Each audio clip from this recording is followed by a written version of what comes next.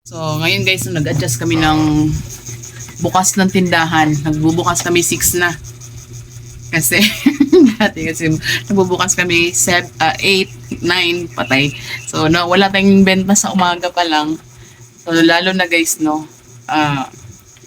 ano na, daming tindahan na, grabe. 2 na dagdag. Diyos ka pa! So, alam niyo ba, meron akong benta na 1,000 lang mahigit, ganun. Nakailang araw na akong ganun. Siguro, aside sa matumal, di ba? Dahil nga, madaming tindahan. Kasi na yung aking listahan. Ay, so ganun talaga guys, no? Lalo na ngayon na nagtaasan ng mga bilihin. Gipit din yung mga tao, di ba? So, tingnan mo, April 6, 1,419 lang ang aking benta. Tapos, sa GCash naman 273. At least meron tayong magkano din, no? Magkano na sa 400 mahigit na kita. Tapos, meron akong 1,812, 1,713, 1,585. Diyos ko po. Ang kagandahan lang guys talaga, bumabawi kami sa load, GCash, Maya, kasi may mga nagpapakash in din sa Maya. Tapos mga pay bills, doon talaga bumabawi. So, tapos at least kahapon guys, ay no 15, ano ba ngayon, 17. So, ang kahapon namin guys, benta, nasa 3,005 lang. Tapos, at least ngayon tumataas na 3,007 nung 6 kahapon, ay nung 15, 3,005. Tapos, nung kahapon, 16, 3,704 ang aming benta. Ayan. Ay, ginawa ko. Pero okay lang yan. Laban, hindi pwedeng tumigil, di ba? Kasi, hanggat may bumibili at okay naman yung ating GCash, ating load, ating Maya, di ba? So, okay lang yan. Ay, ginawa ko. Talagang, maano talaga ngayon guys, matumal. Sobrang tumal. Yun nga din, no? Doon din talaga siguro pag may mga kompetensya ka kasi nga guys, doon sa part na may mga nagdagdag ng 2 tindahan, nagulat nga lang ako. Akala ko 1 na 2 na pala. Andun yung madaming bahay. Doon yung mga namimili sa akin na pumupunta dito. Medyo malayo kasi guys, tsaka sobrang init ngayon.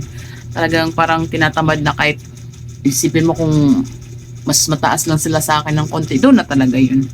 Yan. Pero yung mga guys na wala doon, talagang pumupunta dito like sa ice cream, magpapa-xerox, papa-print dito. Yan. So may frozen na din doon. So ayun. Ito yung tindahan natin ngayon guys. Ayan. So, baka next week, diba? Ilang weeks na ba hindi kami nakapag-grocery. Grabe. Sa mga chichirya ko, meron pa doon. Oh. Ang dami pa. Talaga matumal, guys.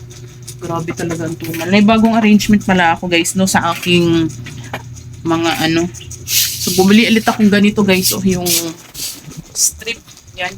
Pang chichirya. Yan. Lagay ko dyan. Yan. Tapos yung ganyan ko, dati kasi dito 4 yan. Hilipat ko dito guys, nilagyan ko dito ng yung mga laruan dito. Tapos meron pa dito, yung mga gamis. Wala na akong gamis, so mag-order pa akong gamis. Tapos sa bandang taas guys, lagyan ko doon ng Max Glow, yung aking yen-yen, wawang spray doon. Yan. Tapos ito yung sa harap. Ito yung harap natin, madilim. Yan, tapos naglagay ko dito ng Max Glow, yen-yen din. Tapos ito na yung ating mga candies. Tapos mga sabit-sabit. Madilim lang. Yan. So, meron akong nabiling guys, no? Medium. Late lang siya. Ngayon guys, talagang ang mga itlog, ang dami ko pa namang itlog. Kaya ang mga itlog ngayon kasi, siya? Yung parang, naalog na siya. Oh. Ngayon nagbabalik ang dami kasi sobrang init, matagal din na benta. Tagal na ubos. Sa doon nga guys, yun nga, pinuulit-ulit ko talaga dahil itindahan na nga doon. Kung doon bibili lang naman sila ng itlog, doon na, di ba? Kaya yung itlog ko, 2 tray pa. Sayang. So kagabi may bumiling 5 itlog na pula. Bintahan ko 13. Kung ako niyan guys, 10. Meron akong 3 pesos. Uy, ginawa ko. Tapos yung ating bigas, matagal din yung ating bigas.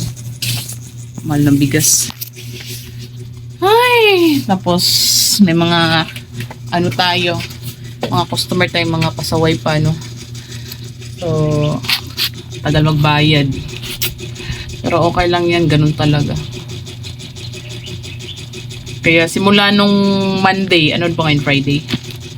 Simula nung Monday, sabi ko sa, Friday, sabi ko sa asawa ko, magbukas na tayo ng 6. Alam nyo guys, kaya kami nagbubukas dati ng 7, 8, not 9. Kasi may katabi kaming tindahan dito. Gusto namin makabenta sila diyan. Kaya sabi ko sa asawa ko, magbukas ka na kasi di pa sila nakabenta. Magbukas ka mga 8 na, ganun ko yung asawa ko.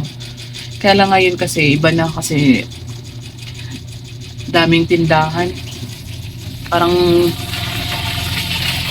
hindi na kami bubibenta.